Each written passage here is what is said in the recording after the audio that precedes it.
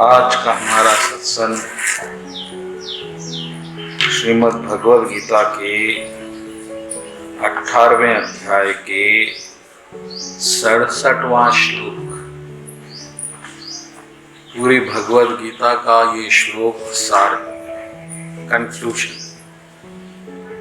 एक श्लोक पढ़ के गीता नहीं पढ़े तो भी कोई जरूरत नहीं। आखिर भगवान गीता बोले किस लिए, यानी ये श्लोक के लिए। ऐसा श्लोक आपके सामने आ रहा है। भगवान की बड़ी कृपा है कि जो है हम इतना बोलते बोलते यहाँ तक आए, सबके हेल्थ ठीक रहे, दुनिया में भी रहे, कोरोना को भी हरा दिए, बहुत बड़ी कृपा है। वरना मैं पहले दिन ही ये श्लोक बोल सकता हूँ, लेकिन अगर ये पहले बोल दिया मैं तो आप समझ में नहीं आता कि यार प्रीति गीता में क्या था जो। तो ये बहुत इम्पोर्टेंट बात है, लेकिन इस श्लोक पे गंभीरता से जाने से पहले मैं इसके बाद के 4 श्लोक पे भी जाना चाहूँगा, ताकि आपको भगवद गीता का इम्पोर्टेंस मालूम हो जाए। तो आप ध्यान से देखिए कि 67 से 70 तक भगवान क्या बोल रहे हैं। 70 या 71 समझिए, 71, 72। तो हम 67वें श्लोक में जा रहे हैं। भगवान कृष्ण बोल रहे हैं कि abandon all varieties of religion, just surrender unto me. I shall deliver you from all sinful. Do not fear. भगवान गीता बोले, कर्मयोग बोले, ज्ञान योग बोले, ध्यान योग बोले, राजयोग बोले, भक्ति की महिमा बोले, प्रकृति क्षेत्रज्ञ बोले, फिर पुरुषोत्तम योग बोले। इतना सब प्रभु के प्रवचन के बाद भगवान कसम भी खा लिए कि भाई मैं प्रॉमिस कर रहा हूँ आप आ जाएंगे वापस मेरे पास। अब भगवान को एक ऐसी बात बोलना पड़ा जो वाकई में सत्य है। इससे पहले मैं प्रभु का एक श्लोक भी याद दिलाऊंगा। यदा यदा ही धर्मस्य ग्लानिर्भवति भारत, यानी जब जब धर्म की हानि होती तो धर्म संस्थापनार्थ, यानी धर्म को बचाने के लिए मैं अवतार लेता हूँ। ये 4था अध्याय में श्लोक आता। फिर जो भगवान धर्म को बचाने के लिए, धर्म को संभालने के लिए अवतार लेते, ऐसे भगवान ये श्लोक कैसा बोल सकते हैं। यहाँ पर भगवान बोल रहे कि सर्वधर्मान परित्यागी, पहले धर्म को छोड़ो। तो ये 2 बातें अलग अलग आ जाती हैं। तो जब तक आप शरण को समझते नहीं उसके तत्व, जब तक आपको धर्म पे चलना बहुत जरूरी है। इसलिए भगवान जब 4थे अध्याय में थे तो आपको बोले कि धर्म संस्थापना मैं करता हूँ, सबको धर्म पे चलाता हूँ, मैं खुद धर्म को बचाता हूँ। लेकिन जब आदमी धर्म पे चल के, पुण्य करके, ज्ञान लेके, प्रभु को जान के सब कुछ कर लेता, तो उसका रास्ता बसता कि प्रभु की शरण ले लेना। तो पहले ये श्लोक में इस श्लोक को समझो। सर्वधर्मान, सर्व यानी सब, यानी कोई एक धर्म करो बोले इसके बाद बोल के आप कोई इस पे तर्क नहीं कर सकते। अब बड़े बड़े धर्म है, गुरु धर्म है, देव धर्म है, मंदिर का धर्म है, माता का धर्म है, पिता का धर्म है, बहन का धर्म है, भाई का धर्म, पत्नी का धर्म, पति का धर्म। लेकिन ये सब धर्म कृष्ण बोले सर्व, सर्व यानी अब यहाँ पर आप ये मैं और करना बाकी है बोल के मत समझो। अब भगवान बहुत ज्ञान के मोड़ में आ गए हैं। अब अर्जुन को भगवान बोल दिए कि भाई तुम सब छोड़ो, बस छोड़ के क्या करो, सर्वधर्मं परित्याज्यम मम एकम। एकम बहुत इंपॉर्टेंट है। भगवान यहाँ पर ये नहीं बोले कि वहां शरण में जाओ, यहाँ शरण में जाओ, मंदिर में जाओ, मस्जिद में जाओ, गुरु के पास जाओ या मत जाओ, उस सब बात की बात है। क्योंकि भगवान स्वयं है, भगवान नहीं है जब तक आपके लिए गुरु जरूरी है। आप इतनी गीता बनने के बाद भी कृष्ण को आप महसूस नहीं कर रहे हैं लाइफ में, तो फिर आप शरण नहीं ले सकते। कृष्ण भगवान बोले मेरी शरण में आओ। मेरी शरण में आओ का मतलब अब मैं हूं। प्रभुपाद जी बोले ठीक है, जब कृष्ण नहीं है तो गुरु की शरण में जाओ, लेकिन कृष्ण है, कृष्ण कब नहीं है ये बोलिए आप। कृष्ण ही परम पुरुष है। कृष्ण ही अव्यक्त मैनिफेस्ट भौतिक प्राकृति जो ये चीज बन गई वो कृष्ण है। हर चीज कृष्ण ही कृष्ण है। तो मैं बोलने का मतलब ये है कि मामा एकम यानी सिर्फ कृष्ण को आप शरण लेना। और गुरु का महत्व जो है वह यह है कि गुरु आपको इस पॉइंट तक लेके आता। आप बोलेंगे गुरु का इंपॉर्टेंस कम हो गया क्या? नहीं, गुरु का काम है कि आपको इस शरण के पॉइंट तक लेके आकर गुरु जी विश्राम करना। अब आप जानो, कृष्ण जानो। इसीलिए जब तक आप शरण की स्थिति में, तो धर्म भी आवश्यक है और गुरु भी आवश्यक है। लेकिन आप जब कृष्ण से डायरेक्ट शरण ले लिए तो किसी और की आवश्यकता ही क्या है, ये मैं पूछ रहा हूं। तो मामा एकम इम्पोर्टेंट है। और अब यहाँ पर शरण में आने के बाद क्या होने वाला है, तो भगवान बोले, अब आप बोलेंगे मैं तो बहुत पापी हूं। तो पहले आप शरण को समझना कि शरण का मतलब है निसहायता। मैं कुछ कर नहीं सकता, उसको शरण बोल। मैं हार गया भगवान, मैं आपको पाने के तरीके कर करके हार गया, उसको शरण बोल। आपके साधना से हटके भगवान की कृपा पे डिपेंड होने को शरण। शरण का मतलब यह है कि मैं कुछ नहीं कर सकता, और दूसरा मतलब यह है कि अब मैं सब कुछ कर सकता। ये दो पॉइंट है। आप जो बोलेंगे मैं सब करने तैयार हूं, शरण रहता। जैसा आपका कोई एम्प्लॉई है, उसको आप नौकरी पे रखे, उसका मतलब उन्हें आपकी शरण में है। अब उन्हें कुछ नहीं कर सकता अपने तरफ से, लेकिन उन्हें वो सब कुछ करना पड़ता है जो आप उसको बोलेंगे। तो वो हमारे 72 श्लोक में आ जाएगा। लेकिन फिलवत तो भगवान बोल रहे आप सब छोड़ो पहले।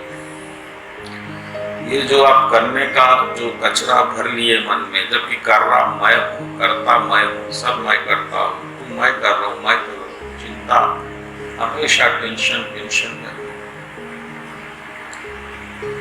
तो अब आपको ये टेंशन है कि आपके इतने पाप है और शरण में कोई योग्यता नहीं है। इस शरण के लिए कोई जरूरत नहीं है, कोई उम्र की आवश्यकता नहीं है, कोई जाति, कोई धर्म, कोई किसी आवश्यकता नहीं।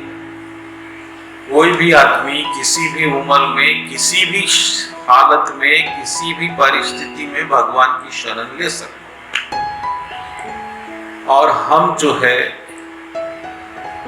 आप उसमें वो बहुत बड़ा पुण्यात्मा है या बहुत बड़ा पापात्मा है, इसका हिसाब किताब शरण के सामने नहीं है। बाकी हर जगह आपकी योग्यता की आवश्यकता है।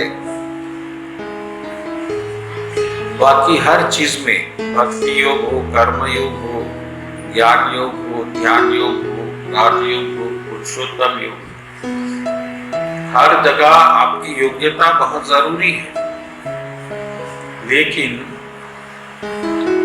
शरण में जाने के लिए कोई योग्यता की आवश्यकता नहीं। शरण में जाने के लिए एक ही चीज की आवश्यकता है कि आप आपके ओरिजिनल स्टेट ऑफ बीइंग को समझ लो कि आपको बनाया गया है, आपको यहाँ पे भिजाया गया है और आपको शरीर दिया गया है, और वो शरीर को चलाने वाला आप नहीं है, वो परमात्मा है।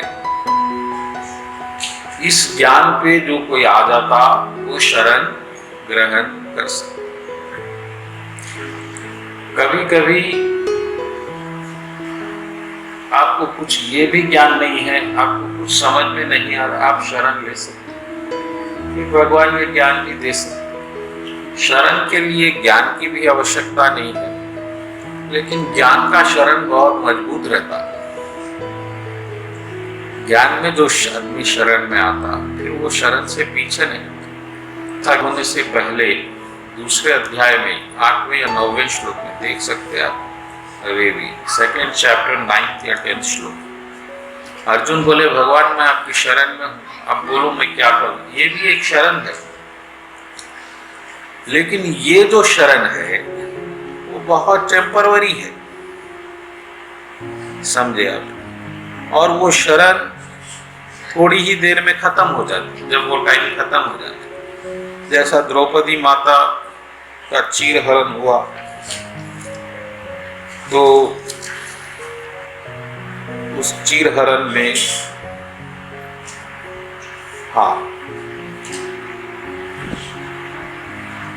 9वें श्लोक में अर्जुन बोल दिए भगवान मैं युद्ध नहीं करूंगा। तो ये है, इससे पहले ही भगवान अर्जुन का शरण आता। तो खैर उसको छोड़िए। अभी 9वें 10वें श्लोक में अर्जुन जो है निस्सहाय स्थिति में आ गए और भगवान से पूछे क्या। ये भी एक शरण है, ये टेम्परवरी शरण है, तात्कालिक शरण। वो शरण का मकसद पूरा होने के बाद आप फिर अहंकार में आ जा सकते। 7th श्लोक। तो उस वक्त आप जो है ये भी एक शरण है। द्रौपदी माँ अपनी लाज बचाने कृष्ण को पुकारी, यस सरेंडर्ड अनटू तम प्रपन्नम, ये वर्ड आ गया। अर्जुन पहले ही शरण में आए, शरण में आने के बाद भगवान कृष्ण ये ज्ञान बताए तो अब फिर शरण में आए। तो हम आज तक जो शरण में आए हैं वो बहुत टेम्परवरी शरण है। जैसा हमको दिखा ये जीवन बहुत कठिन है, दुखों भरा है, कोई काम सही नहीं हो रहा है, भगवान की शरण लेते, लेकिन वो काम इम्पोर्टेंट हो रहा है। अब वो पैसे आ गए, आराम हो गया, बस कृष्ण वहां हम यहाँ, ऐसी स्थिति है। तो ये शरण पूर्ण शरण नहीं है। पूर्ण शरण उस वक्त आती, वो स्थिति तब प्रकट होती जब आपको कोई रास्ता नजर नहीं आता सिवाय शरण। यानी कि अब आप इस वक्त कुछ कर ही नहीं सकते, इसके आगे आप सब कुछ करके देख लिए। आज एकादशी है, हाँ ठीक है, आप एकादशी करें, आप माले जपे, आप दीक्षा लिए, आप सब कुछ करें, समझ में आया नहीं कि क्या हो रहा है। ये सब आप जो करें उसका ये फल है कि आज ये बात आपको मालूम है, कोई चीज वेस्ट नहीं हुई है। आप इतना मंदिर की सेवा करें, क्या फल मिल रहा है? यही फल मिलने वाला है कि कृष्ण भगवान अब बोलने वाले हैं कि भाई ये सब छोड़ो, मेरी शरण में आ जाओ। मैं आपको 2 चीजें तो पक्की दूंगा, ये अगले बार में भगवान बोलेंगे। पहले तो आपको पाप से मुक्ति कर दूंगा। ये कर्म का जो नियम है, इसमें एक बार आप पाप कर दिए तो वो जब तक आप फल भुगतेंगे नहीं, वो नाशने रूल है, कोई नहीं बदल सकता इसको, कोई रूल बदल ही नहीं सकता। वो चाहे ब्रह्मा भगवान हो, विष्णु भगवान हो या शंकर भगवान, क्योंकि वो जो कर्म बनाया वही आदमी बदल सकता। जैसा हमारे इंडियन प्रेसिडेंट, क्योंकि वो सबसे उत्तम पुरुष माने जाते भारत देश के, उनको एक पावर है कि जब कोई क्रिमिनल को फांसी भी हो जाती तो उन्होंने एक मिर्सी पिटीशन लगाने से उन्होंने उसको माफ कर दे सकते, कितना भी बड़ा क्रिमिनल क्यों ना। और पार्टी को ये अथॉरिटी नहीं है कि आप ऐसा क्यों करें, पूछने का अधिकार। जब एक मामूली प्रेसिडेंट को जब इतना बड़ा हक है, तो इतने बड़े भगवान जो कर्म की सृष्टि करे, उनकी पूरा हक है कर्म से आपको बचाने। इसीलिए यहाँ पर कृष्ण भगवान पहली बात ये बोल रहे हैं कि मैं तुमको पाप से मुक्त करूंगा। यानी आप ठीक है, आपके करोड़ों पाप तो मैं मुक्त करूंगा। तो एक प्रश्न आ सकता, छोटे मोटे पाप तो ठीक है, बड़े बड़े पाप, तो भगवान बोल रहे हैं सर्व, इसलिए भगवान सर्व वर्ड लगाए पाप से पहले। सर्व यानी सब पाप, छोटा बड़ा, घिनौना से घिनौना, अच्छे से अच्छा, बुरे से बुरा, सब पाप। सर्व धर्म छोड़ो, सर्व पाप से मुक्ति मैं कर दूंगा आपको। ये बात भगवान कृष्ण के सिवाय कोई बोल ही नहीं सकता इतिहास में। बड़े बड़े लोग आए, मैं भगवान हूं बोले, रजनीश जी भी बोले, लेकिन मैं पाप से मुक्त कर दूंगा नहीं। कैसा करे?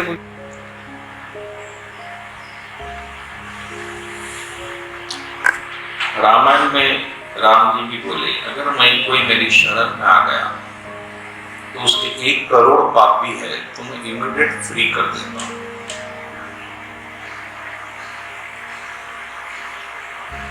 आप देखिए शरण की महत्व। आपके पास भगवान के पास जाने के कई रास्ते, नाम जपन रास्ता है, लीला सुनना रास्ता है, सत्संग रास्ता है, मंदिर की सेवा रास्ता है, गौ सेवा रास्ता है, गुरु दीक्षा रास्ता है, कई रास्ते। लेकिन शरण से बढ़ के कोई,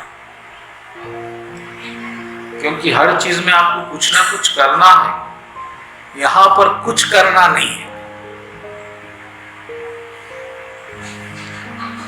जैसा कि एक पत्नी पति की शरण में आ जाती, वो आग के सामने कसम खाते आते, मैं सब देखूंगा, सब जरूरत पूरी करूंगा। तो अब पत्नी कैसी है, क्या है, कितने पाप करी नहीं करी का हिसाब यहाँ पर खत्म हो गया। उन्हें आपके शरण में आ गई, अब आप उसको देखना, उसकी हर जरूरत पूरी करना, ये आपका अपने आप धर्म बन जाता है। इसी तरह जब कोई भक्त भगवान की शरण में आ जाता, भगवान उसकी पूरी जिम्मेदारी ले लेते। प्रणतपाल योगक्षेमम वहाम्य, मैं सब देता हूँ, आपको जो होना मैं दूंगा, मेरी शरण में आओ। तो दूसरी बात यह आ गई कि शरणम सर्व पापे, पाप से मुक्ति क्या है ये हम बाद में देखेंगे, क्योंकि मेरे पीछे श्लोक में भी जाना है। मोक्षयिष्यामि, अच्छा और क्या है आपको, ये तो जिंदा रहने तक की बात है, पाप शांत हो जाएंगे। पाप से मुक्ति का सबूत क्या है, आप ऐसा बैठ सकते, आपके पाप काम कर ले तो आप यहाँ आ ही नहीं सकते। सत्संग से विमुक्ता ही पाप है। आप भगवान को याद नहीं रख सकते, पाप का एक ही सबूत है, पाप का सबूत सिर्फ रोग नहीं है। आप बहुत हेल्थ अच्छी है, रावण को कोई बीमारी थी क्या, बोले इतना बड़ा पापी, लेकिन उन्हें राम जी को मान नहीं रहा, यही बड़ा पाप होता है। इसी का भगवान को भूलना ही पाप का परिणाम है। आप इतने लोग यहाँ पर बैठ के सुन रहे हैं, यानी आपके पूरे पाप खत्म हो चुके हैं, होना है नहीं है।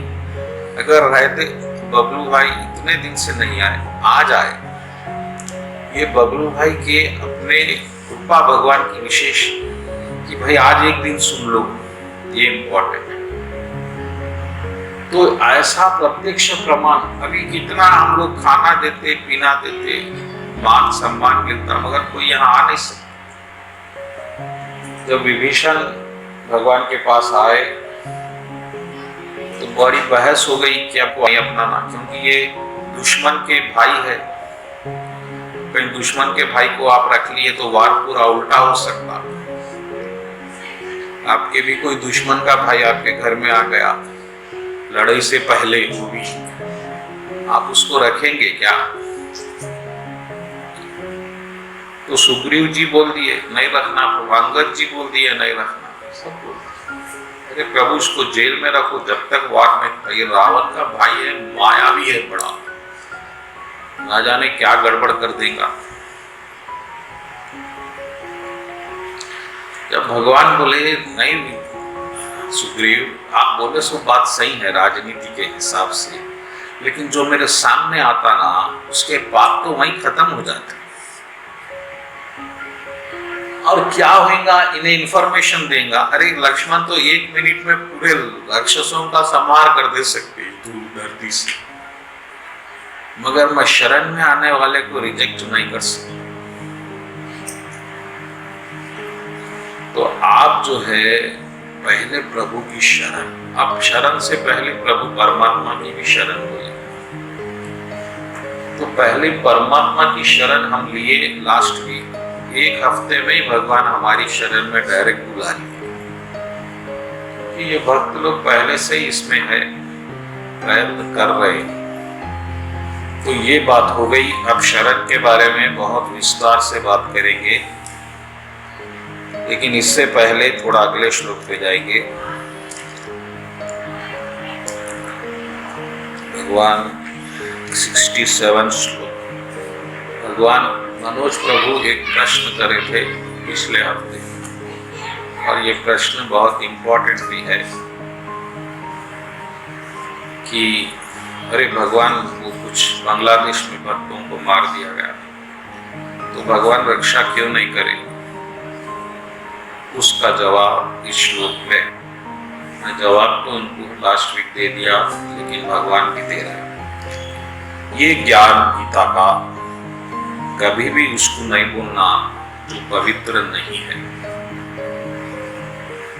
नंबर 1।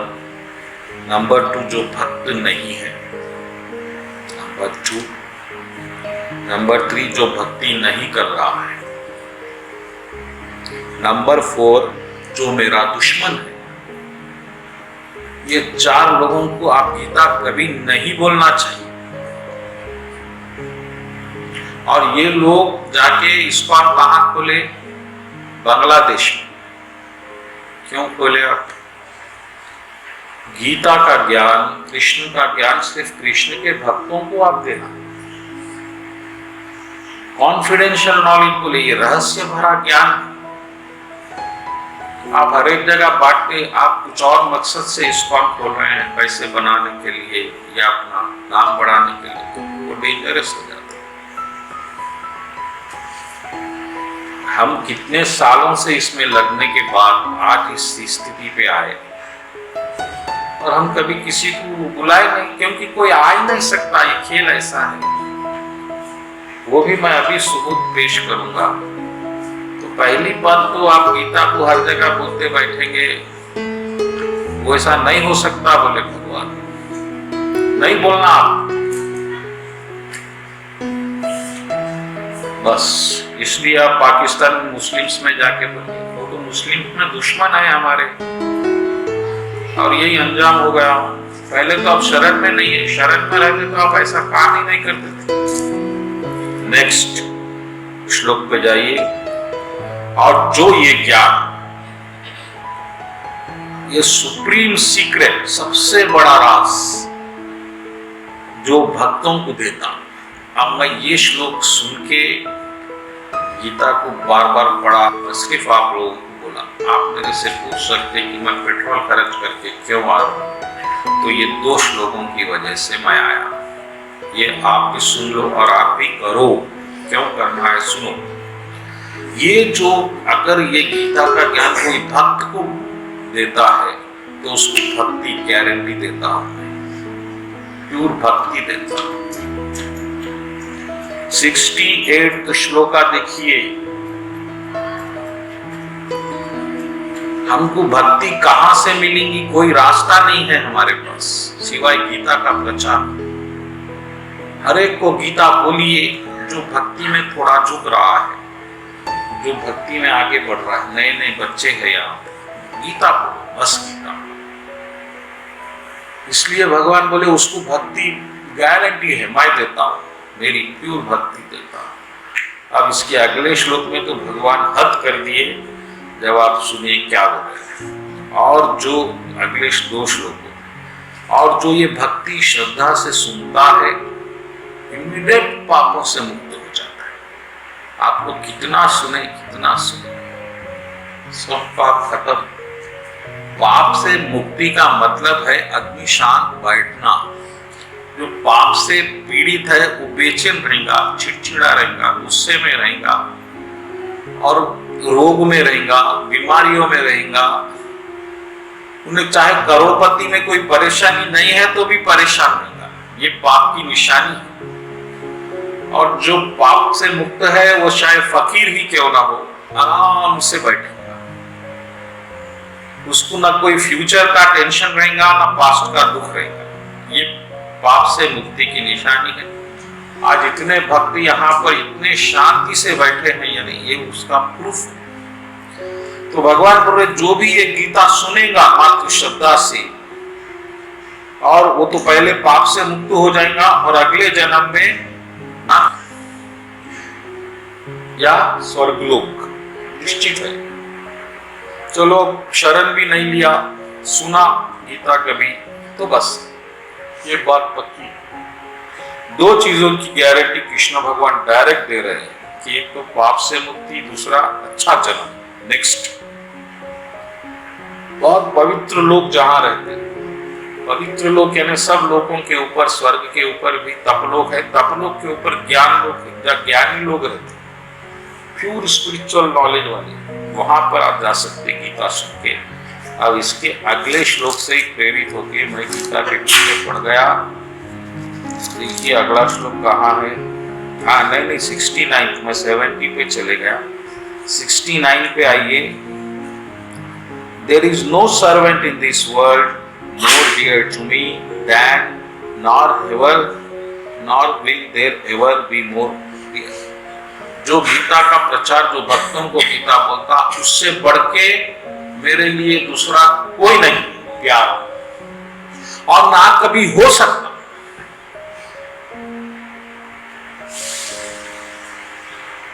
देखिए कृष्ण भगवान, अब 12वें अध्याय के लास्ट श्लोक में जाइए, 12th चैप्टर लास्ट श्लोक। ये बोल दिए कि देखो भाई, ये भक्ति मार्ग पे जो चले जाते हैं वो मेरे को बहुत बहुत प्यारे हैं। लास्ट में बोले, उससे पहले कई श्लोकों में बोले कि ऐसा भक्त प्यारा है, वैसा भक्त प्यारा है। 20वां श्लोक 20 पे एंड होता 12वें अध्याय का।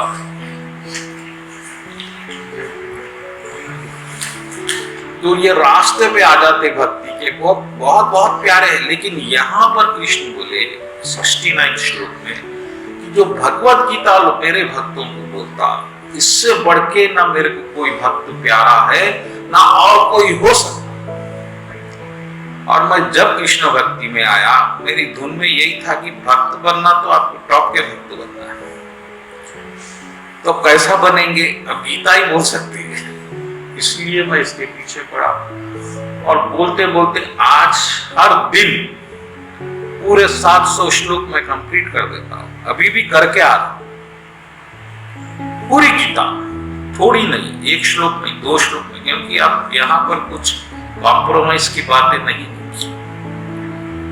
तो इस तरह से आप ही कृष्ण के प्यारे तो ऑलरेडी है, क्योंकि वो 12वें अध्याय में प्रभु बोल दिए, जो भक्ति करता वो प्यारा है, जो मंदिर वो प्यारा है, जो गुस्से में समान रहता वो प्यारा है, जो भक्त ऐसा प्यारा है, उसे कई 10-15 गुण बताए।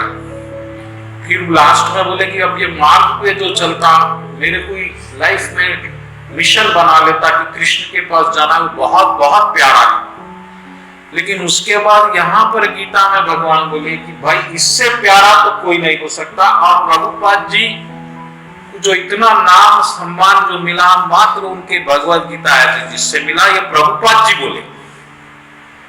आप इंटरव्यू देख लीजिए, उन्होंने बोले मैं एक ही काम जिंदगी में सही करा कि मैं भगवत गीता को एज इट इज पेश कर दिया और प्रभुपाद कर दिए, क्योंकि अब प्रभुपाद जी से प्यारा कृष्णा को कोई नहीं। और इसका कारण है कि भगवत गीता का प्रचार। तो आप लोग भी अब इतना मंदिर बन गए, आप लोग प्लेटफॉर्म बन चुका है, करना क्या है, आपको गीता का प्रचार करना है। आप स्कूल्स में जाइए, कॉलेजेस में जाइए, सेमिनार्स कंडक्ट करिए, बच्चों को इसके तरफ लाइए तो सही। ऐसा हो सकता काम, इसके लिए हम बाद में प्लानिंग करेंगे। तो इसके बाद भगवान बोले ठीक है, ये तो प्यारे होने की बात है, फिर जो ये गीता श्रद्धा से सुनेंगे वो पाप मुक्त करूंगा और वो करूंगा। 72वें श्लोक में भगवान बोले क्या अर्जुन, अभी भी तुम्हारी माया गई नहीं, आप गीता ध्यान से सुने नहीं, बोलो। अब ये सवाल आप सबके लिए भी है। 3 साल से लगातार गीता हो रही है और भगवान ही आपसे पूछ रहे हैं कि भाई अब आप दिमाग से सुने या आप खाली सोते रहे आके, बोलो। समझ में आया नहीं। अब अर्जुन क्या बोलेंगे ये हम बाद के हफ्तों में देखेंगे। फिर वक्त शरण पे ध्यान देंगे। सर्वधर्मान परित्याज्यम मम एकम शरणम व्रज। शरण भगवान। प्रभु आप बैठ जाओ आराम से, तो लेट जाओ ऐसा आराम से, टेका लेके ले। हाँ वही बात। Abandon all varieties of religion, just surrender unto me. शरण क्या है? तो पहले मैं समझाया कि एक तात्कालिक शरण आ जाती है, जहां आपको ऐसी परिस्थिति आ जाती कि आपके सब रास्ते बंद हो जाते, तो उस वक्त आपको भगवान के सिवाय कोई रास्ता, उस वक्त आप इमीडिएट शरण ले लेते। जैसा गजेंद्र जी ले लिए थे जब उनको मगरमच्छ पकड़ लिया, द्रौपदी जी ली, विभीषण जी लिए जब रावण लात मार के हकाल दिया लंका से, सुग्रीव जी लिए जब बाली महाराज को हकाल दिए राज छीन के। ये कई शरण है। उसके बाद सबका उद्धार ही हुआ। तो शरण का मतलब होता कि भगवान आज से मेरी मर्जी खत्म, मेरा कोई भविष्य नहीं है, भविष्य आपके कृपा पे निर्भर है। ये शरण। क्योंकि आप पूरा ज्ञान लेके इस पॉइंट पे आ गए कि आप कुछ नहीं कर सकते जब तक ये शरीर है। आप ये मन बुद्धि ये चलाना बार बार, ये करो ये पंचुअलिटी से, रूल्स से, रेगुलेशन से, नियम साहब से नहीं हो सकता। अब वो क्यों नहीं हो सकता, उसके लिए बहुत से श्लोक है इसमें, लेकिन फिल वक्त हम 4थे अध्याय के 11वें श्लोक पे जाएंगे। थोड़ा मैं उसमें आपको समझा सकता हूँ शरण के बारे में। चौथा अध्याय का 11वां श्लोक।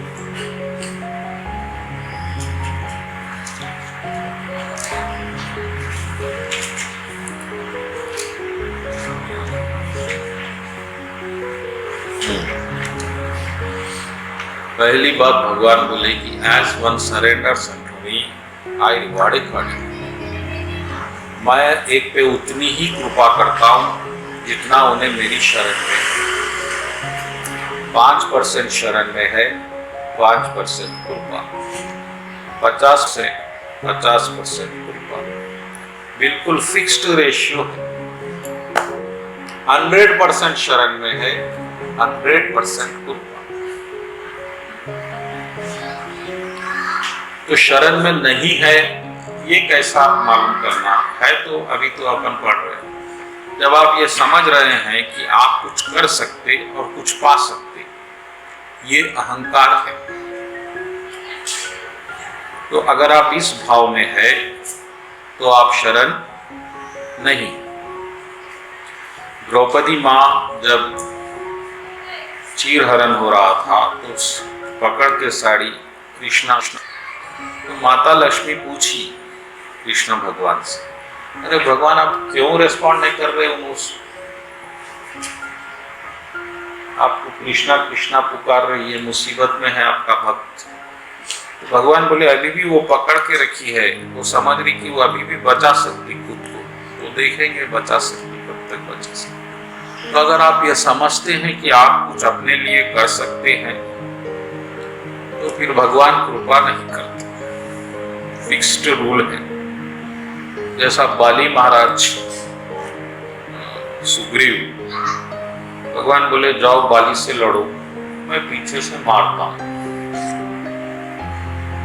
तो बाली महाराज अपने पूरे दाव पेंच से लड़ रहे हैं, कुश्ती के दाव पेंच रहते हैं। लड़के लड़के लड़के जब थक गए सुग्रीव जी, जब तक भगवान तीर नहीं चलाए, अरे भगवान ये नहीं होता मेरे से लड़ना बाली से, जब भगवान तीर चले। तो यहाँ पे भी भगवान बोलते मेरे पे पूरा डिपेंड हो। तो बहुत बड़ा प्यार है कृष्ण का। कोई हमको बोलता क्या डिपेंड रहो? नहीं बोलता। अब बेटा भी कमाए तो हम बोलते अब तो आप कमा रहे ना, कि फिर मेरे से पैसे क्यों ले, ऐसा बात आ जाए। तो ये कृष्ण बड़े अजीब कृष्ण है। ये तो बोलते कि मेरे पे डिपेंड रहो और हम नहीं रह रहे। ये बड़ी परेशानी की बात है।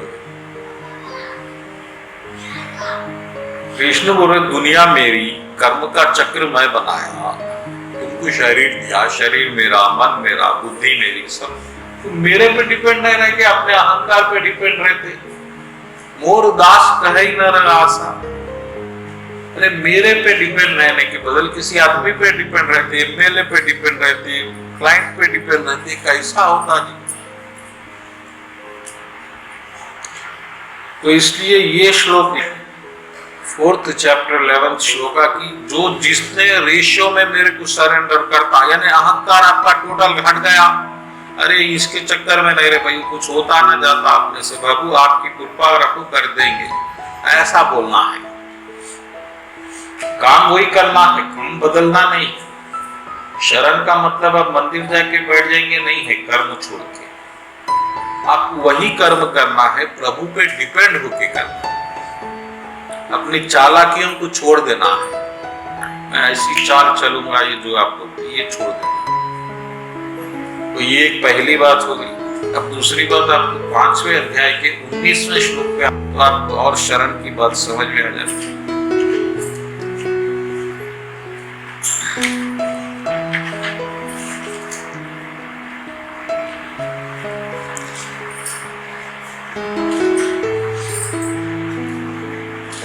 सॉरी उसका अध्याय बोला मैं, नहीं 5th नहीं, 4th, 5th नहीं है, 4th का 19वां श्लोक,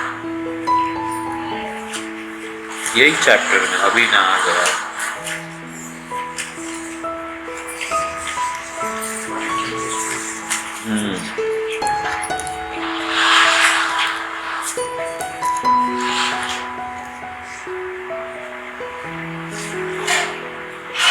7th chapter 19 श्लोक है। मैं कंफ्यूज हो रहा हूँ। 19 जो है, मैं ये चैप्टर्स में श्लोक करेक्ट है। 7वें अध्याय के 19वें श्लोक पे आ जाओ। भगवान फिर शरण की बात करें और क्या बोल रहे हैं देखो। बहुरी जन्म जन्मांते ज्ञानवानम वासुदेवम सर्वमिति स महात्मा सुदुर्लभ। कृष्ण भगवान बोल रहे बहुत से जन्म जन्म जन्म जन्म, बहुरी जन्म जन्म, कई जन्मों जन्मों जन्मों के बाद, ये एक जन्म की बात नहीं है। कृष्ण भगवान मान रहे कितने जन्म हम गुजार दिए हमको भी नहीं। ये जो यहाँ पे हो रहा है ये इत्तेफाक नहीं है। ये ऐसा नहीं है कि ये जन्म में मैं आपको मिल गया, आपको सुन रहे मेरे से, ऐसा नहीं हो रहा। ये हमारे 4-5 लोगों का जो प्रयासों का, और भगवान हमको ये जन्म में भी मौका दिए आगे बढ़ने का। इसलिए भगवान इस श्लोक में बोले, शरण की बात हुई इस श्लोक कि अर्जुन कई कई कई कई जन्मों के बाद ज्ञान में रहने वाला वासुदेवम ज्ञानवानम प्रपद्यते, वो आदमी शरण में आ जाता तो सही ज्ञान में है, जिसको ये मालूम हो गया कि वो कुछ कर नहीं सकता, कर्ता भगवान है, भरता भगवान है, शरीर भगवान है, इंद्री भगवान है, ये तत्व भगवान है, हवा भगवान है, पानी भगवान है, सब भगवान भगवान है। उसके विचार को छोड़ के सब कुछ भगवान है। ऐसा ज्ञानवान प्रबुद्धि। और उसको क्या ज्ञान होता? वासुदेवम सर्वमिति, सब कुछ भगवान है, सर्वमिति। ये बहुत इंपॉर्टेंट है। आप तो कहीं है ही नहीं। देखिए, अर्थ वाटर फायर इधर एगो, यही चैप्टर का दूसरा या तीसरा श्लोक। ये सब मैं हूं बोले भगवान, मेरी एनर्जी से। 7th चैप्टर का दूसरा या तीसरा श्लोक इसी में देख लो। तो ये जो हवा, पानी, धरती, ये सब जो चीज हमारे अतराफ घेरी, ये सब भगवान है, मेरी शक्तियां हैं। फिर और क्या बचा? आत्मा, वो भी मैं मेरी है। वो तो मैं 15वें अध्याय में आपको बता दिया, मामे वंशु, मेरी वंश। सब कुछ भगवान भगवान भगवान में हो रहा है। लेकिन भगवान क्या नहीं है? ये जो हमारे विचार है, ये हम बना रहे हैं। जो हम राजेश बना लिए वो हम नहीं है, ना ही वो हमारे जो पिताजी गौतम बने बद्री, वो पिताजी नहीं। तो ये जो हम विचारों की दुनिया में फंस गए, आपके विचार 0 हो गए तो बचा क्या बात? तो ऐसा कोई ज्ञान में जब आता, वासुदेवम सर्वमिति, कोई शरण में आ सकता। क्योंकि अगर कुछ भी आपको करने की गुंजाइश है तो आप शरण में नहीं आएंगे भगवान। आप बोलेंगे अरे मैं माला जब क्या आया आपके पास, आपका क्या बड़प्पन है?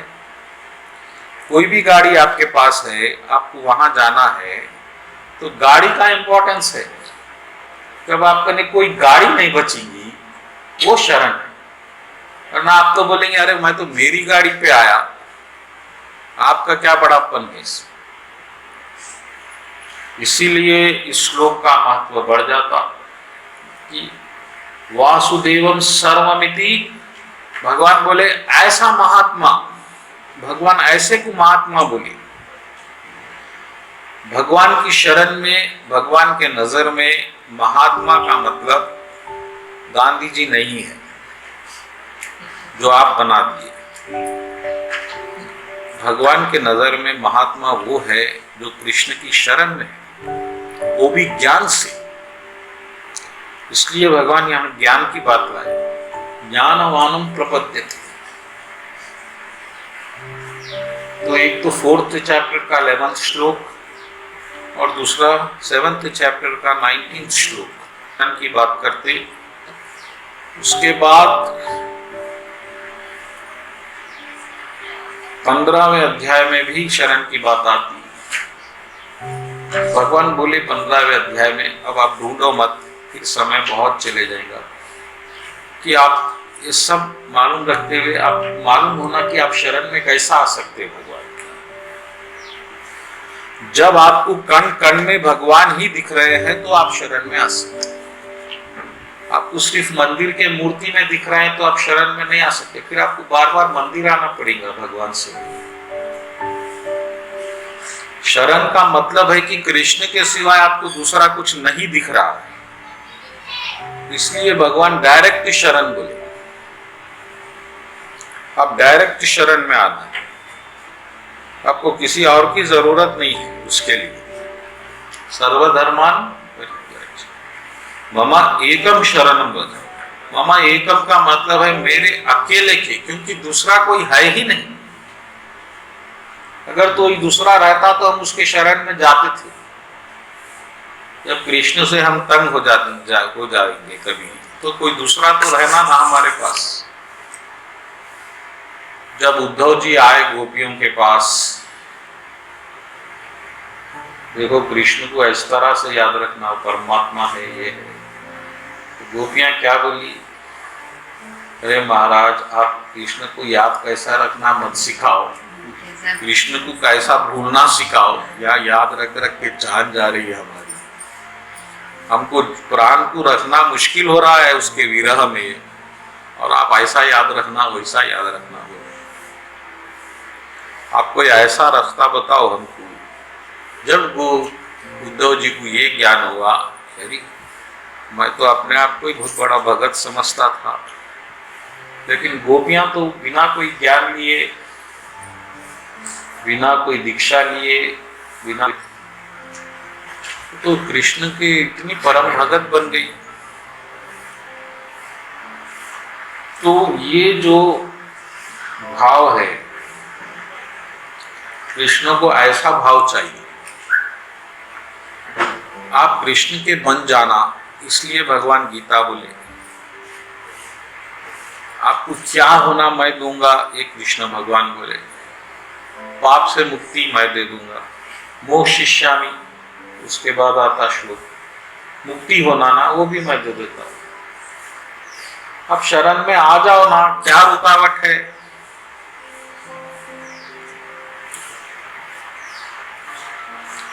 इस तरह से आप सब लोग भी आज से कृष्ण भगवान की डायरेक्ट शरण ले लीजिए।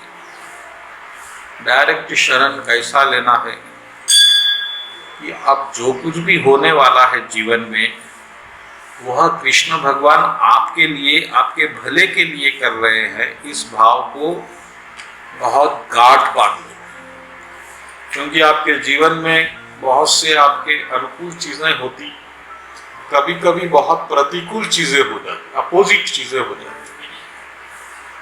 उस वक्त आप क्या होते, विचलित हो जाते, डिस्टर्ब हो जाते। तो वो भी आपके भले के लिए हो रही है। इसमें क्योंकि प्रभु भगवान ऐसे है कि वह किसी का बुरा कर ही नहीं सकते, ना दुश्मन का बुरा कर सकते, ना शरणागत का बुरा कर सकते।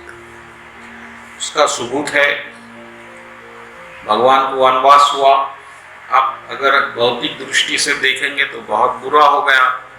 जहाँ राज मिलना चाहिए वहाँ जंगल की खाक मिल गई, पैदल चलना है, जंगल में सोना है घास पे। लेकिन अगर आप इसमें प्रभु की मर्जी देखेंगे तो कितना जगत कल्याण हुआ बोलिए। रावण जो पापी 15 लोगों को त्रास दे रहा था, देवताओं को त्रास दे रहा था, भगवान उससे मुक्ति दिलाए। और फिर कई संतों का उद्धार हुआ। भगवान जब वनवास गए तो कई संतों का उद्धार करे। अहिल्या माता का उद्धार हुआ, अगस्त मुनि और कई राक्षसों का उद्धार हुआ। हाँ, विभीषण का उद्धार हुआ। अगर प्रभु नहीं जाते तो मारीची का उद्धार हुआ, कालनेमी का उद्धार हुआ। तो प्रभु, और हमारा आज तक भी हमारे जीवन में जो बुरा भी हुआ वो हमारे अच्छे के लिए हुआ, उससे हमारा फायदा ही हुआ है, कुछ नुकसान नहीं। हमारे जीवन में भी कड़वे पल आए, कुछ लोग हम पे फूल बरसाए तो कुछ अंगारे भी बरसाए, लेकिन वो दोनों ही हमको इस स्थिति तक लाए। आज हम जो आपके सामने बैठ के बात कर रहे हैं और जो आप सुन रहे हैं, ये सब इन लोगों की कृपा है। ये लोग बुरा नहीं करते, हाँ, तो भी शायद हम यहाँ नहीं आते, और अच्छा नहीं करते तो भी हम नहीं आते। तो हर एक का योगदान है। आज राम जी को इतना यश मिला, लक्ष्मण जी, हनुमान जी ही नहीं मिलते राम जी को। अगर वनवास नहीं होता, इतने बड़े भगत के मंदिर ही नहीं होते। आज पूरा इतिहास ऋणी है माता कैकेयी का, जो उनके मन में वो कपट बुद्धि जागी, मात्सल्य जागा। तो जो भी हो रहा है, हरिवंश राय बच्चन जी बोले, जैसा आप चाहे वैसा हो गया तो अच्छा हुआ, और अगर आप जैसा चाहते थे वैसा बिल्कुल नहीं हुआ तो उनकी जरूर उसमें आपका कहीं ना कहीं फायदा है। तो इस नेगेटिविटी को हटा के बोलो कृष्ण कन्हैया लाल जी की जय। इस पॉजिटिविटी में आना शरण है, क्योंकि हमारे जो भगवान है कृष्ण भगवान, किसी का बुरा कर ही नहीं सकते। और भक्तों की तो बात ही क्या है। पूतना जो जहर देने आई, प्रभु को हत्या करने आई है, जहर देने आई है, उस भगवान उसको अपने धाम की मुक्ति दे दी, यानी वैकुंठ धाम का निवास। क्योंकि प्रभु उसके दो भाव ग्रहण करे। पहला भाव मातृभाव, उन्हें ये सोची कि मैं मां बनूंगी, ये बहुत बड़ी बात है। कृष्ण की मां बनूंगी कोई मामूली बात नहीं। दूसरी बात, मैं उसको दूध पिलाऊंगी, ये भी देने की बात है। वो जहर पिलाऊंगी, बात की बात है। कृष्ण कितने पॉजिटिव है देखिए। जन अपराध जनई नहीं काऊ। भगवान भक्तों के दोष तो देखते ही नहीं। ऐसे भगवान हमारे, जो गलती रावण करा उसके लिए भगवान उसको मृत्यु दंड दिए। वही गलती विभीषण का, भगवान उसको राज दे दिए, आज उसका नाम है। जो गलती बाली करा उसको भगवान मृत्यु दंड दिए, और जो गलती वही सुग्रीव करा, आज सुग्रीव का नाम जय जयकार है। उसको भरत जी के महल के सभा में बुला के सम्मानित कर। जन अवगुण न देखे को। भगवान भगत की गलती, भगत की छोड़िए, अभगत की गलती भी नहीं देखते। भगत की तो बात अलग है। भगवान किसकी गलती देख रहे हैं बोलिए? सबको मुक्ति ही दे रहे हैं। कालनेमी को भी मुक्ति दिए भगवान। हनुमान जी तो गुरु बना मारीची, वो मृग बना, कोई और राक्षस हो। तो ऐसे भगवान की शरण जब ही आदमी जा सकता, जब आपको ये मालूम होता कि कृष्ण कितने प्यारे। अगर आपको भगवान के सही तत्व ही नहीं मालूम तो आप शरण नहीं जा सकते, क्योंकि आप डिपेंड नहीं हो सकते। डिपेंड होना यानी एक बच्ची एक पति पे डिपेंड होती तो अपना सर्वस्व उसको दे देती। कब? जब एक गारंटी हो जाती उसके पिता के द्वारा की ये सही है, कमाने वाला है, घर संभालेगा, कैरेक्टर का भी अच्छा है। एक मामूली पति को सेलेक्ट करने के लिए इतनी इंक्वायरी होती है, तो एक भगवान को सेलेक्ट करने के लिए बहुत इंक्वायरी होती है कि हम जो भगवान की शरण में जा रहे, क्या वो भगवान हमको वाकई में संभालेंगे या नहीं संभालेंगे। हाँ, तो इस तरह से हम यह बार बार इंक्वायरी कर रहे हैं। ये जो सत्संग हो रही है वो इंक्वायरी है शरण। अरे ठीक है भाई, शरण में तो जाएंगे, लेकिन काम छोड़ दूंगा तो क्या कृष्ण घर चलाएंगे? कर्म में छोड़ दिया शरण में आके तो क्या भगवान घर चलाएंगे? ये क्या है? अहंकार है। कर्म ही भी भगवान चला रहे हैं आपका, लेकिन आप ऐसा समझ रहे हैं कि कर्म आप चला रहे हैं, और ये जो शरण, ये कर्म नहीं करके जो जाना वो भगवान की शरण है। ऐसा नहीं है। आपका कर्म जो हो रहा है यह भी पूर्णतः कृष्ण की कृपा से ही हो रहा है। कल ऐसी स्थिति भी आपके शरीर में आ सकती कि आप ये कर्म भी नहीं कर सकते। तो कृष्ण से अलग कोई चीज को देखना अहंकार है। हर चीज को कृष्ण की कृपा से जोड़ना शरण। इस सूत्र को आप याद रखें। आप अगर ये समझ रहे हैं कि मंदिर में आना ही सत्संग है, तो फिर वो आपका लिमिटेड नॉलेज है। कृष्ण को जहां याद रखे वही सत्संग है। सत यानी कृष्ण, संग यानी जुड़ना। सत्संग का मतलब यहां आके पंखे के नीचे 8:30 को बैठना ही नहीं है। सुबह उठने से सोने तक आप जितना कृष्ण से जुड़े उतनी आप सत्संग कर रहे हैं। और आप यहां आके भी कहीं बाहर जुड़े हुए हैं तो आप सत्संग नहीं कर रहे हैं। इस बात को भी ध्यान में रखिए। तो ये एक बात शरण की हो गई कि भगवान बोल रहे कि बहुत से जन्मों जन्मों के बाद कोई आदमी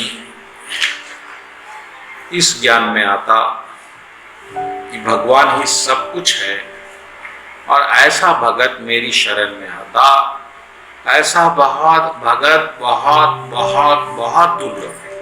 क्योंकि दुर्लभ का अर्थ होता है बहुत मुश्किल,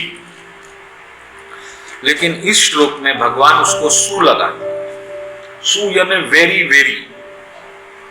रेयर का मतलब ही बहुत मुश्किल, तो वेरी वेरी रेयर कर दिया। अब ऐसा कहां मिलेगा आपको? जो भगत शरण में है वो कहां मिलेगा? और जो भगत शरण में रह के दूसरों को शरण में ला रहा है वो कहां मिलेगा? क्योंकि हम बहुत से है लोग। एक कृपालु महाराज है, परम भगत है।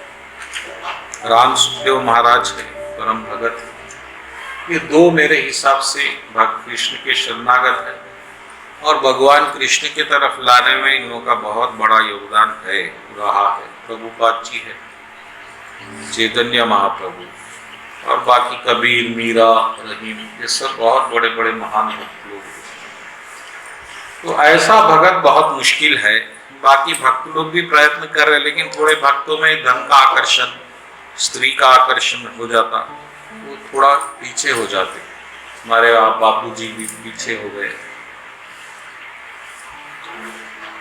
तो वो अलग बात है। तो शरण का मतलब है कि भगवान मैं कुछ नहीं कर सकता।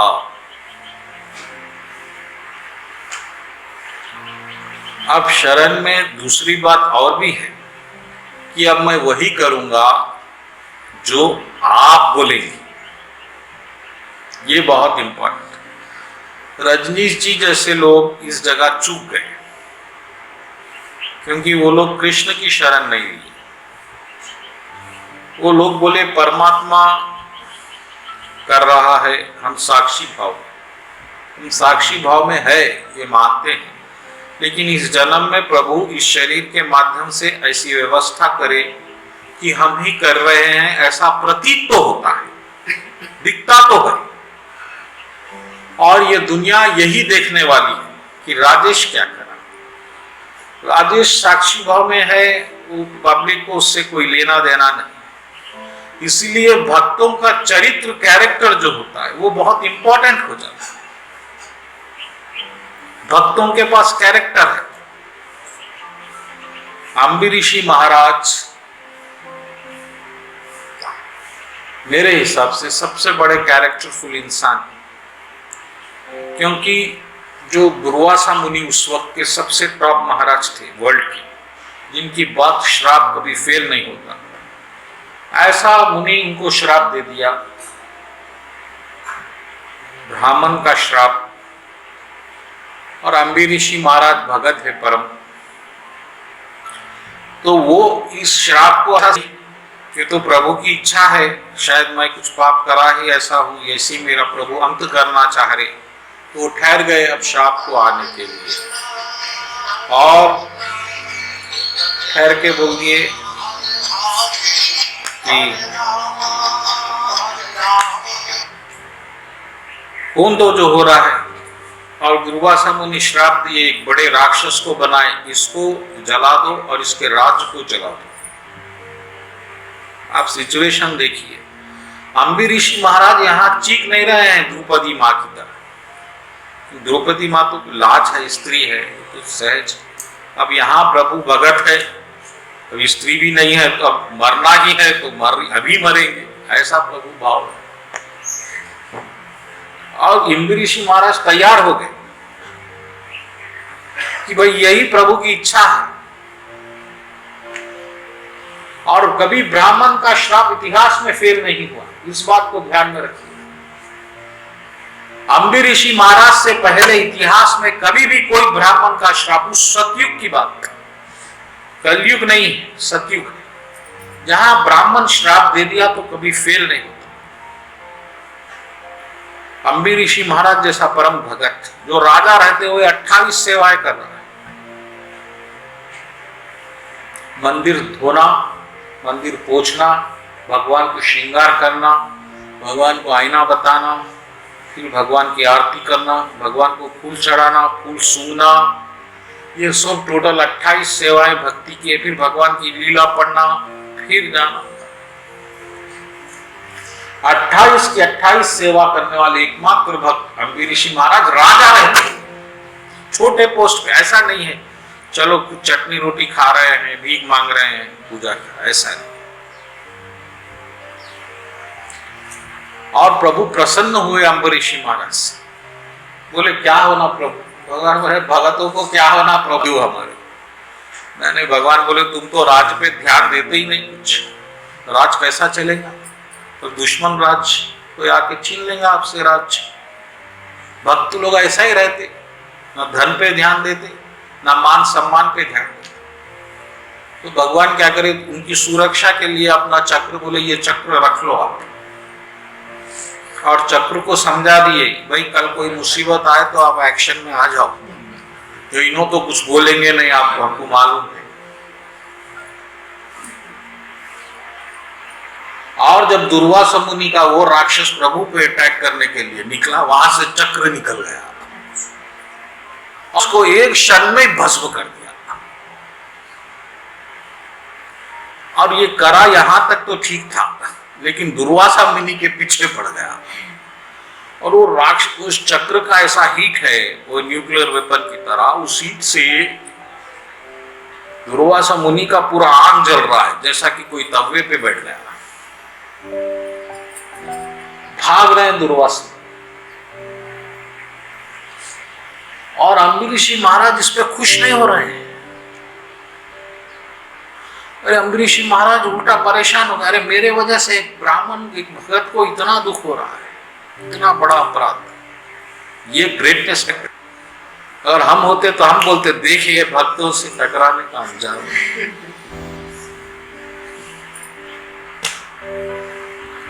फिर वहां गए शंकर जी के पास, ब्रह्म भगवान के पास। अरे सब बोले आप भक्तों से क्यों घस लिए प्रभु, वो कृष्ण किसी की नहीं सुनते इस मामले में। शंकर जी भी ये बोल दिए, एक रास्ता है भैया, आप किशन जी के पास ही चले जाओ।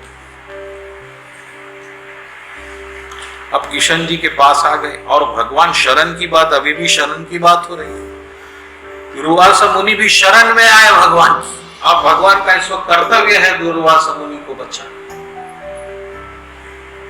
लेकिन भगवान इस बात को भी झूठ कर दिए। भगवान बोले अरे भाई तुम राजा के भक्तों के साथ परेशान हो गए, देखो दुर्वासा मुनि बैठे, सुनो मैं क्या, पूरी दुनिया ये समझती मैं भगवान, मेरा मर्जी चलती है, काल मेरा है, कर्म मेरा है, ग्रह मेरे हैं, लेकिन ऐसा नहीं है भाई। प्रभु ऐसा हम बोल रहे हैं, सच क्या है मालूम? मैं भक्तों के कंट्रोल में, भक्त जैसा नचाते मैं वैसा नाचता। अहम भक्ता अपराधीन। अरे भक्तों के छोड़ दो यार, मेरे भक्त के भक्त भी बने तो मैं उसके कंट्रोल में आ जाता। आप हनुमान जी की भी शरण ले लिए तो कृष्ण तुम्हारे कंट्रोल में आ गए। इसलिए मैं भगवान हूं, मैं सब कुछ कर सकता हूं, मगर मैं ये एक चीज नहीं कर सकता। आप मेरी शरण ले लिए, मगर मैं क्या कर सकता हूं? एक ही रास्ता है, आप दुर्वासा वही जाओ अम्बरीश महाराज। अगर उन्होंने शायद तुमको क्षमा कर दिए तो मैं कुछ कर सकता हूं। अब उन्होंने समझ गए कि भगत की महिमा क्या है। दुर्वासा मुनि आए, अम्बरीश के पाँव में गिरे। अम्बरीश बोला, अरे क्या? अम्बरीश उनके पाँव में गिरे। अरे प्रभु, ये क्या अपराध कर रहे हैं? और अम्बरीश महाराज फिर प्रार्थना करे वो चक्र से, अरे प्रभु, मैं जिंदगी में कभी कोई भक्ति करा, कोई माला सही जपा, कोई एकादशी का व्रत सही करा, तो ये कृपा मेरे पे करो। आप पहले ठंडे हो जाओ, प्रभु को पहले शांति दो।